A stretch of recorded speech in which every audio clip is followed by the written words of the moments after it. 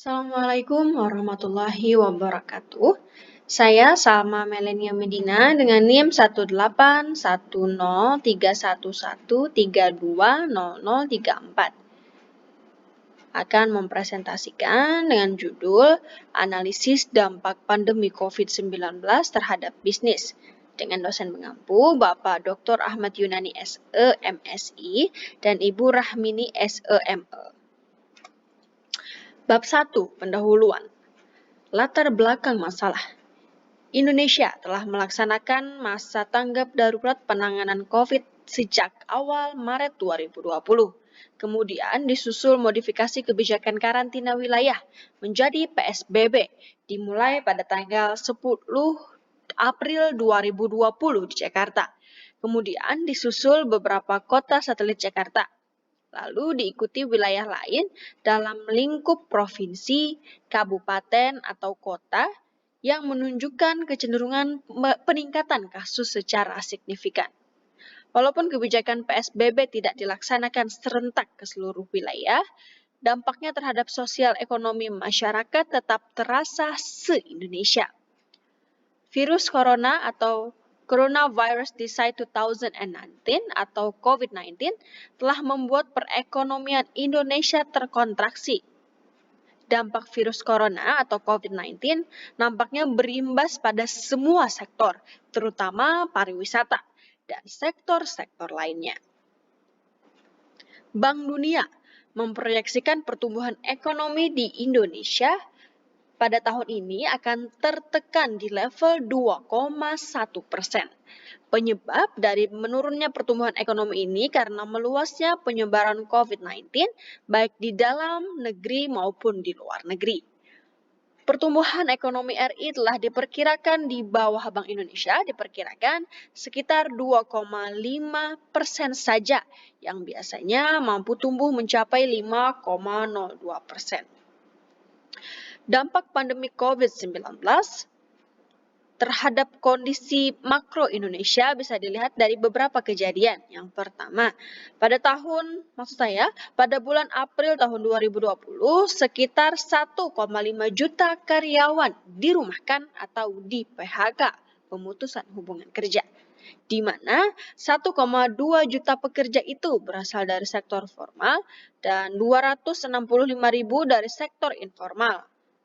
Kedua, sektor pelayanan udara kehilangan pendapatan sekitar 207 miliar kehilangan pendapatan, di mana sekitar 48 miliar pendapatan yang hilang berasal dari penerbangan Cina.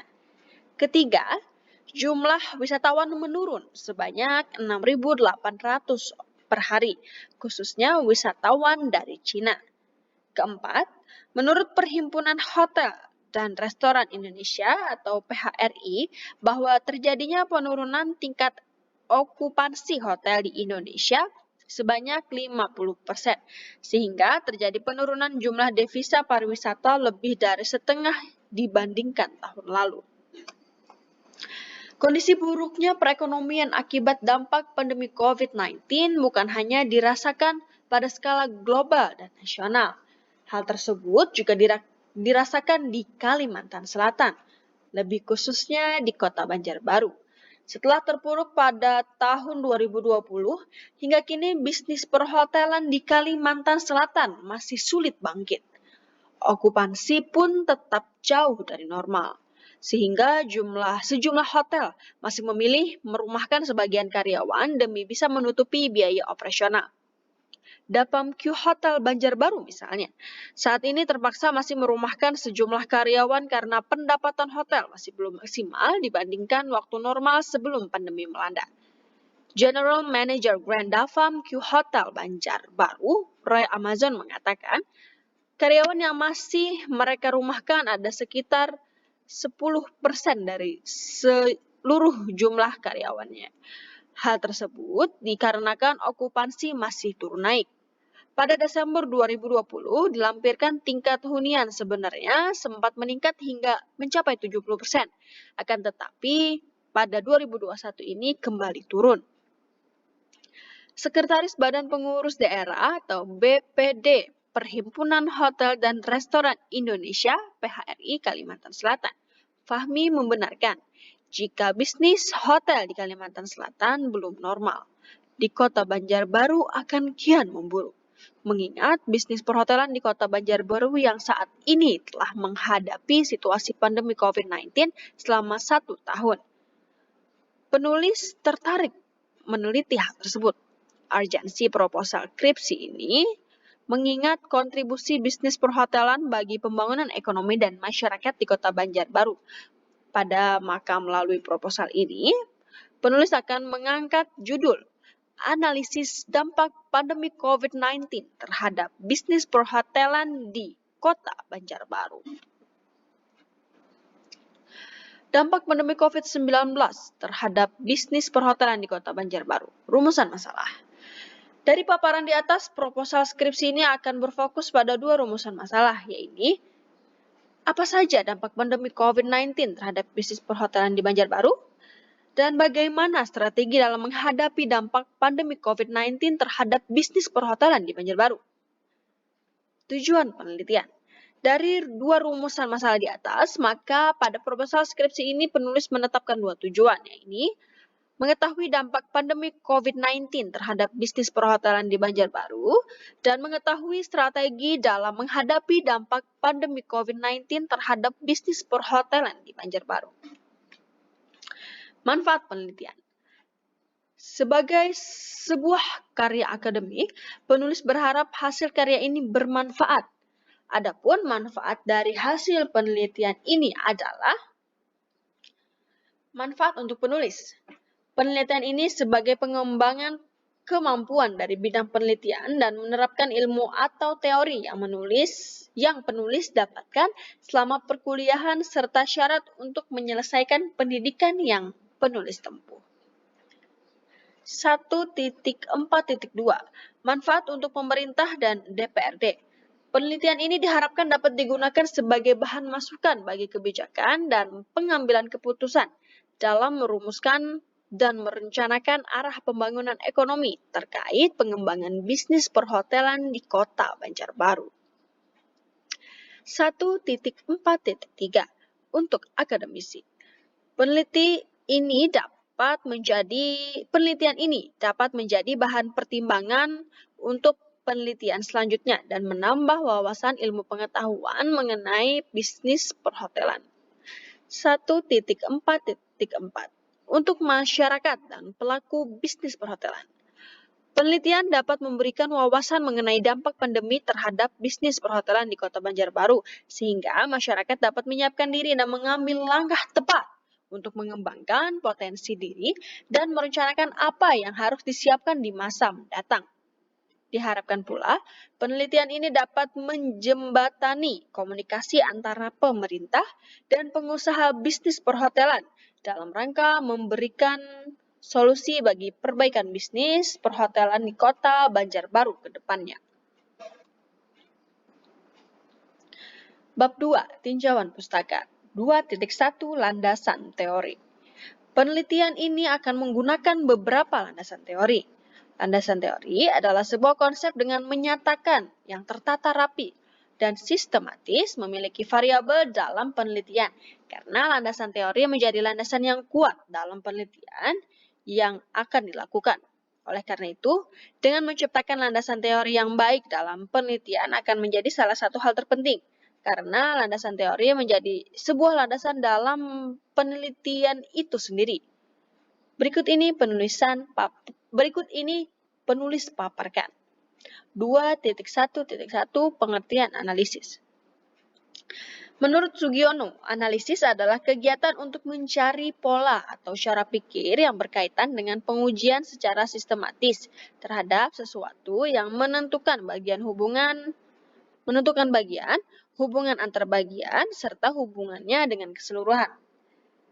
Menurut Satori dan Komariah, definisi analisis adalah usaha untuk mengurai suatu masalah menjadi bagian-bagian, sehingga susunan tersebut tampak jelas dan kemudian bisa ditangkap maknanya atau dimengerti duduk perkaranya. 2.1.2 Pengertian bisnis. Bisnis merupakan salah satu aktivitas usaha yang utama dalam menunjang perkembangan ekonomi. Kata bisnis diambil dari bahasa Inggris, business. Pengertian bisnis secara umum dalam ekonomi, yaitu bisnis adalah suatu organisasi yang menjual barang atau jasa kepada konsumen atau bisnis lainnya untuk mendapatkan laba. Secara histori, kata bisnis berasal dari bahasa Inggris bisnis dari kata dasar yang berarti sibuk dalam konteks individu, komunitas maupun masyarakat. Dalam artian sibuk mengerjakan aktivitas dan pekerjaan yang mendatangkan keuntungan. Secara etimologi, bisnis berarti keadaan di mana seseorang atau sekelompok orang sibuk melakukan pekerjaan yang menghasilkan keuntungan. 2.1.3 Pengertian bisnis perhotelan. Menurut Kamus Oxford, the advice liners dictionary adalah building where meals and room are provided for traveler, yang dapat diartikan sebagai bangunan fisik yang menyediakan layanan kamar, makanan, dan minuman bagi tamu. Sedangkan menurut SK Menparpostal nomor KM3-340-MPPT-86 tentang peraturan usaha dan pengelolaan hotel yang menyebutkan bahwa hotel adalah suatu jenis akomodasi yang mempergunakan sebagian atau seluruh bangunan untuk menyediakan jasa penginapan, makanan, dan minuman serta jasa penunjang lainnya bagi umum yang dikelola secara komersial. 2.1.4 Pengertian strategi. Istilah strategi berasal dari bahasa Yunani. Strategia, stratos sama dengan militer, dan age berarti memimpin. Yang artinya seni atau ilmu untuk menjadi seorang jenderal. Strategi ini bisa diartikan sebagai suatu rencana pembangunan dan penggunaan kekuatan militer dan material pada daerah-daerah tertentu untuk mencapai tujuan tindakan tertentu. Strategi adalah ilmu perencanaan dan penentuan arah operasi-operasi bisnis berskala besar, menggerakkan semua sumber daya perusahaan yang dapat menguntungkan secara aktual dalam bisnis. John Brainy mendefinisikan strategi adalah sebuah pola yang mendasar dari sasaran dan direncanakan, penyebaran sumber daya dan interaksi organisasi dengan pasar, pesaing, dan faktor-faktor lingkungan. 2.2 Penelitian terdahulu. Ada sebuah kajian terhadap dampak pandemi COVID-19 terhadap bisnis perhotelan di Bali. Hasil penelitian tersebut dipublikasikan pada Jurnal Kajian Bali, Journal of Bali Studies, volume 10 nomor 2 Oktober 2020 yang diterbitkan oleh Pusat Penelitian Kebudayaan dan Pusat Unggulan Pariwisata Universitas Udayana. Penelitian tersebut berjudul Strategi Bertahan Hotel di Bali Saat Pandemi COVID-19. Ditulis oleh Nuruddin, Putu Eka Wirawan, Sri Pujiastuti, dan Nyoman Sri Astuti. Kesimpulan hasil penelitian mereka adalah pandemi COVID-19 yang melumpuhkan industri kepariwisataan di seluruh dunia, termasuk Bali. Situasi ini memaksa pengusaha untuk mengambil langkah-langkah untuk bertahan dalam krisis dan mengantisipasi apa yang harus dilakukan jika krisis bisa berakhir sesuai harapan. Sebelum pandemi COVID-19, okupansi hotel-hotel di Bali sangat bagus. Jumlah kamar yang rata-rata terjual di atas 60% dalam setiap bulannya. Bahkan pada saat tertentu, pengunjung kesulitan mencari kamar karena membludaknya angka kunjungan wisatawan di Bali. Petaka mulai datang saat COVID-19 dinyatakan telah menjangkiti di Indonesia, sehingga pemerintah melarang semua aktivitas bepergian dan menutup aktivitas kepariwisataan di Indonesia.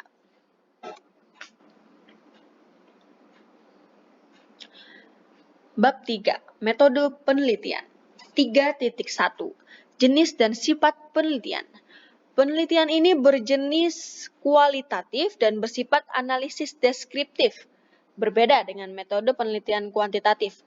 Metode penelitian kualitatif merupakan metode penelitian yang dapat digunakan untuk mengeksplorasi dan memahami makna yang berasal dari masalah-masalah sosial atau kemanusiaan. Proses penelitian kuantitatif ini melibatkan upaya-upaya penting seperti mengajukan pertanyaan, menyusun prosedur, mengumpulkan data yang spesifik dari para informan atau partisipan, menganalisis data secara induktif, mereduksi, memverifikasi, dan menafsirkan atau menangkap makna dari konteks masalah yang diteliti. Penelitian kualitatif ini menerapkan cara pandang yang bergaya induktif, berfokus pada makna individual dan menerjemahkan pada kompleksitas suatu persoalan. Proposal dan laporan penelitian kualitatif ini pada umumnya bersifat fleksibel, lentur, dan terbuka, tidak terstruktur ketat sebagaimana dalam penelitian kuantitatif. 3.2. Sumber data. Sumber data dari penelitian ini berasal dari hasil mewawancarai para pelaku bisnis perhotelan di Kota Banjarbaru, mulai dari general manager hingga level resepsionis. Selain itu juga penulis mengambil dari pihak-pihak eksekutif seperti pemerintah kota dan dinas terkait, dan legislatif dari anggota DPRD, mulai dari perda yang terkait dengan bisnis perhotelan selama masa pandemi COVID-19, laporan kerja, hingga hasil wawancara dari berbagai media. Selain itu, data juga akan penulis ambil dari berbagai sumber literasi lainnya yang berkaitan dengan penelitian ini. Penelitian ini menunjukkan metode analisis deskriptif digunakan untuk menghasilkan data deskripsi dampak pandemi COVID-19 terhadap bisnis perhotelan di Kota Banjarbaru. Penelitian ini fokus menganalisis dampak pandemi COVID-19 terhadap bisnis perhotelan di Kota Banjarbaru selama 1 tahun, terhitung dari 1 Maret 2020 sampai dengan 1 Maret 2021. 3.3. Prosedur pengambilan dan pengumpulan data. Wawancara dilakukan dengan cara yang memahami tentang manajemen perusahaan hotel yang dikaji sehingga peneliti dapat memperoleh data terkait keuangan hotel sebelum dan strategi perusahaan bertahan saat wabah masih berlangsung. Dalam melakukan pencarian data, penelitian ini menggunakan metode kajian pustaka, webinar, dan metode wawancara, sedangkan metode observasi tidak dilakukan dalam kajian ini. Karena pada saat dilakukan penelitian, kondisi keamanan peneliti dan informan menjadi prioritas utama karena wabah COVID-19 sedang berlangsung di Kota Banjarbaru. 3.4. Teknik analisis data. Analisis data adalah proses mengorganisasikan dan mengurutkan data ke dalam pola, kategori, dan satuan uraian dan satuan uraian dasar sehingga dapat ditemukan tema dan dapat dirumuskan hipotesis kerja seperti yang disarankan data. Metode analisis data yang digunakan dalam penelitian ini adalah analisis kualitatif. Menganalisis data dalam penelitian kualitatif berarti proses mensistematisasikan apa yang sedang diteliti dan mengatur hasil wawancara seperti apa yang dilakukan dan dipahami supaya peneliti bisa menyajikan apa yang didapatkan kepada orang lain. Analisis deskriptif dilakukan dengan model interaktif yang dilakukan dengan 3 tahap, yaitu reduksi data, sajian data, kemudian penarikan kesimpulan. Tahap reduksi data dilakukan dengan cara menyeleksi data dengan berfokus pada dampak COVID-19 terhadap pelaku bisnis perhotelan di Kota Banjarbaru, Kalimantan Selatan. Selanjutnya yaitu tahap sajian data yang berupa hasil deskripsi dampak COVID-19 terhadap bisnis perhotelan di Kota Banjarbaru, Kalimantan Selatan, serta strategi mengatasi permasalahan yang ditimbulkan. Selanjutnya yaitu tahap penarikan kesimpulan. Apabila pada tahap penarikan terdapat data yang kurang signifikan, maka akan dilakukan verifikasi ulang. Mungkin itu saja dari saya, dan ini daftar pustaka referensi-referensi yang saya dapat dalam mengerjakan proposal skripsi ini. Terima kasih. Wassalamualaikum warahmatullahi wabarakatuh.